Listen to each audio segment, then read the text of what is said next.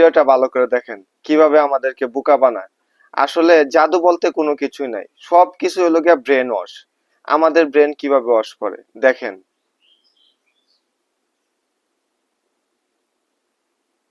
এগুলো হলো গিয়া তাদের একটা টেকনিক। এই যে একটা রিং এর ভিতর আরেকটা রিং কিভাবে ঢুকায় ফেলালো, এই যে খালি একটা কার্টুনের ভিতর হাত দিয়া এই জায়গা থেকে একটা ব্যাগ বাইর করে ফেলাইছে। আসলে এগুলো আগের থেকে এই জায়গায় ঢুকানো ছিল। এই যে দেখুন এগুলা ভাঙ্গা যায়, এগুলো আগে এই জায়গায় ঢুকানো ছিল, কিন্তু এরা কিছু টেকনিকের কারণে আমরা বুঝতে পারি না।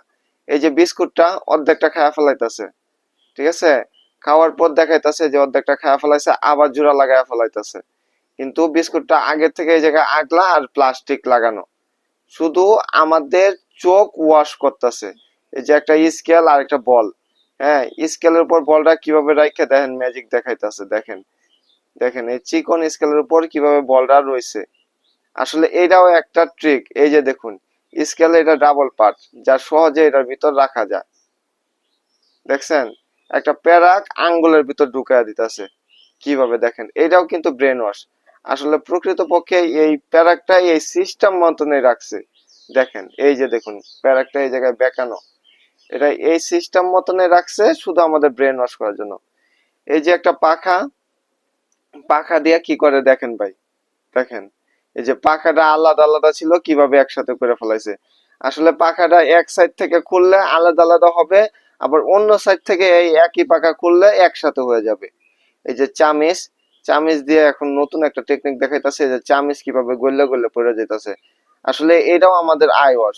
চামিচটি আগে থেকে মাঝখানে বাঁকানো ছিল। এই যে একটা তলোয়ার, তলোয়ার দেওয়া জাদু দেখাইতেছে, কিন্তু এটাও আয়স। এই যে মুখের ভিতর তলোয়ারটা ঢুকায় ফেলাইতেছে।